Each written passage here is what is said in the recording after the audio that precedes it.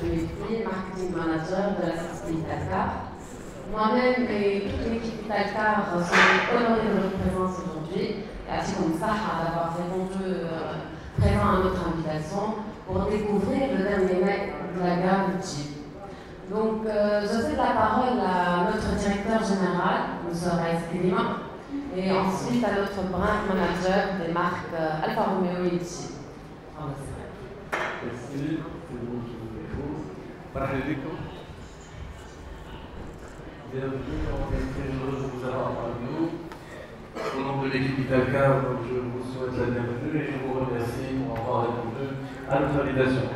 Première invitation en 2019, ça y aura plusieurs événements. On est réunis pour un lancement, il y aura 2 à 3 inaugurations, il y aura d'autres lancements, il y aura d'autres événements que vous allez découvrir avec Italcar, beaucoup de choses en 2019. Bien sûr, nous comptons sur vous et nous comptons sur votre présence. Alors, nous sommes aujourd'hui réunis pour le lancement d'un nouveau modèle de la grande famille de la légende Jeep. Jeep, on a commencé à commercialiser depuis 2015. Et on a dépassé la barre des 500 unités vendues. Et on commercialise aujourd'hui 5 modèles avec différentes versions. Donc 5 modèles, je parle de la Renegade, du Compass, Cherokee, Grand Cherokee et bien sûr du Wrangler. Donc retenez les 3-5, c'est 2015, 500 unités vendues et 5 modèles commercialisés aujourd'hui. Donc parlons un petit peu de Jeep dans le monde. Donc Jeep a commencé en 2008 avec à peu près 500 000 voitures par an. Ce nombre se verra quadruplé en 2019 pour atteindre 2 millions de voitures. Donc 2 millions de voitures à la fin de 2019, c'est vraiment quelque chose de très important et très important et vraiment ça nous fait un grand plaisir d'entendre ce chiffre. Lorsque je parle de 2 millions dans le monde ou de 500 en Tunisie, c'est 500 familles qui, avec la se verront exaucer leurs rêves et iront loin avec notre Jeep. Aujourd'hui, on va lancer un modèle qui, les ingénieurs de Jeep, dans lequel ils ont mis l'ADN Jeep pour nous ressortir un compact, un SUV compact, familial, et dans lequel il y a plein de technologies. Bien sûr, je parle du nouveau Compass qu'on va démontrer aujourd'hui. Et je laisserai à Sikhal le soin de nous emmener encore loin dans le rêve. Merci Cyril. Bonsoir à tous, Marhaba Bikom de Skol. Très heureux de vous accueillir dans le premier événement 2019. Bon, on commence Inch'Allah en beauté, donc il y aura beaucoup de surprises pour Jeep Inch'Allah cette année. Je dirais un chiffre, 1941. Est-ce que ça vous parle? Bon, certains le savent, très certainement. Les pros de l'automobile le savent. Certains le sauront là tout de suite. 1941, c'est la date donc, de lancement de Jeep. Donc 1941, l'armée américaine, donc, au cours de la Seconde Guerre mondiale, avait donc, lancé un appel d'offres. Et vous le savez, Jeep donc, a été retenu. Donc je vous parle de 1941 en fait pour vous parler de la longue expérience de Jeep, comme c'est des voitures militaires, donc c'est vous dire quelque part des reliable cars, donc c'est des voitures sur lesquelles on peut compter, donc c'est un gage d'expérience et je dirais de réussite depuis. Donc je ne nommerai pas les autres marques qui se sont mises sur les SUV plus tard, par respect pour les collègues. J'en vois certains qui sourient. Donc 1941, lancement de Jeep, donc, qui restait donc en fait dans le, vous le savez tous, donc le premier off-road dans le monde, suite donc à différentes expériences qui ont été faites sur les différents véhicules Jeep. En 2007, exactement le 7 juillet 2007, est né un petit bébé SUV qui s'appelle le Compass. Le Compass donc, a été lancé dans un premier temps donc avec des phares ronds pour ressembler à son grand frère le Wrangler. Donc au début, il y a eu un prototype en fait avec un 4x4, un 4x4 en 2 portes. Puis ils ont les Research and Development donc, de l'équipe Engineering Jeep ont développé un 4 portes avec des phares ronds et on l'appelait à l'époque la grenouille. La grenouille parce qu'en fait, la grenouille saute. Elle saute en eau et elle saute à l'extérieur. C'est pour dire quelque part en fait que c'est une voiture qui va partout. D'ailleurs, si vous avez remarqué, les 7, bon là c'est le nouveau modèle, on y viendra, mais bon c'est pour rappeler que en fait la calandre, la grande calandre de Jeep, elle a fait 7 fentes ou 7 ouïes. C'est pour rappeler les 7 continents en parlant de l'Antarctique. Donc c'est pour dire que Jeep a une force de frappe dans le monde, tout terrain confondu. D'ailleurs, je profite de l'occasion aujourd'hui, comme vous avez vu le super décor. Donc on a fait un décor donc on-road et off-road.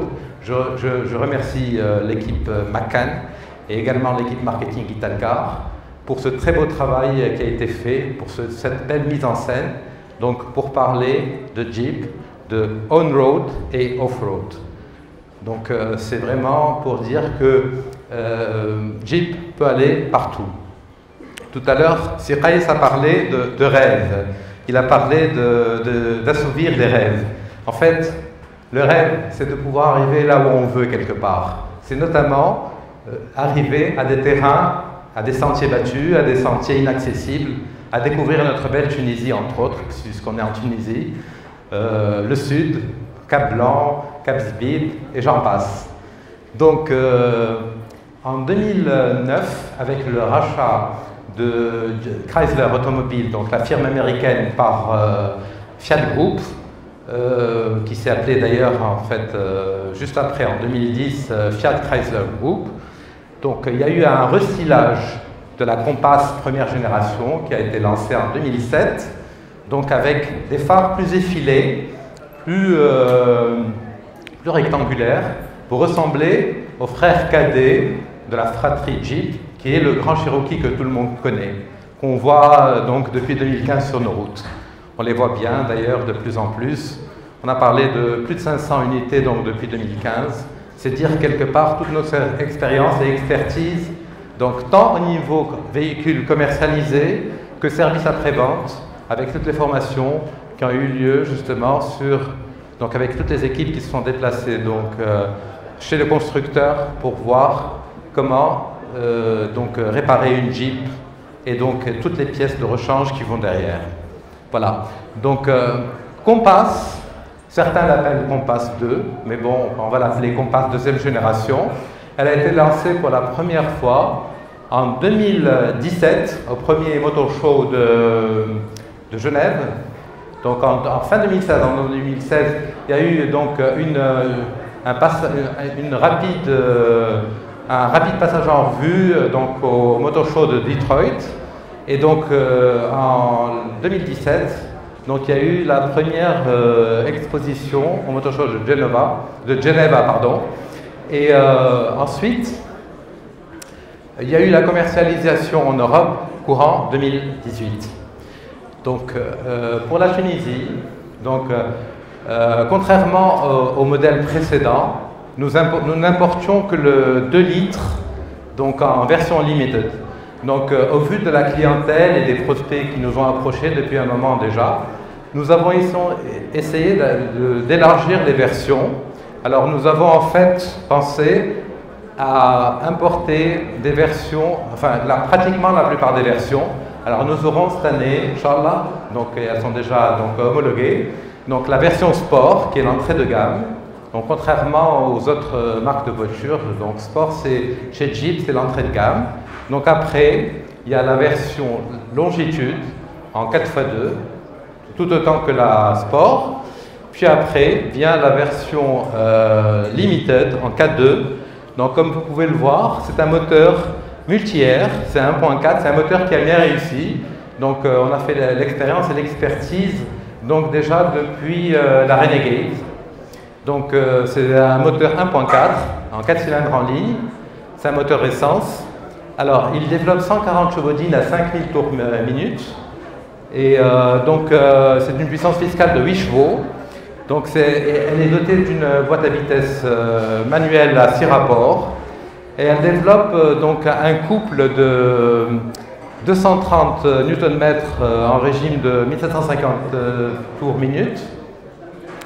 Donc, comme vous pouvez voir, elle a un volume de réservoir qui est assez important. Et puis, l'accélération de 0 à 100 km/h, elle peut atteindre en 9 secondes, 0.9. Voilà, la vitesse maximale est de 192 km/h.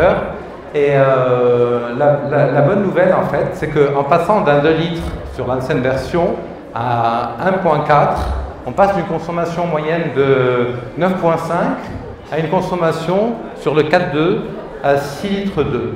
Donc c'est quand même une économie en termes, au vu de l'écologie, au vu de l'environnement. Aujourd'hui, nous pensons vert et nous pensons réellement à moins consommer, notamment par rapport au prix de l'essence en Tunisie.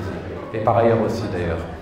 Voilà, donc ça c'est la version 4.2. Donc je récapitule, version sport, longitude et limited 4.2. Donc après, nous avons pensé également donc, à étoffer notre gamme avec un 4x4 doté d'un moteur également multi-air 1.4 qui développe 170 chevaux-dynamiques à 5000 tours minute et qui a un couple de 250 Nm donc à 2500 tours minute.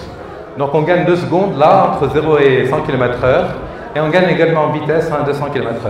Mais on gagne surtout donc en franchissement. Donc c'est un 4x4 qui est à la fois 4x4 et 4.2, donc on a la possibilité de rouler en 4.2, en 2 roues motrices ou en 4 roues motrices, avec, nous verrons donc tout à l'heure sur les voitures, donc avec différents modes de conduite. Donc nous avons le mode sable, cinde, le mode boue, et également donc, le mode, bien sûr le mode automatique en all-wheel drive. Et nous avons également la possibilité d'importer un Trayhawk avec une conduite en mode rock. D'ailleurs, il a une garde-sol donc qui est supérieure de 2,5 cm. C'est important, je veux dire en montagne, c'est important. Le moindre centimètre pourrait être vraiment bénéfique et pourrait nous faire des franchissements encore beaucoup plus importants.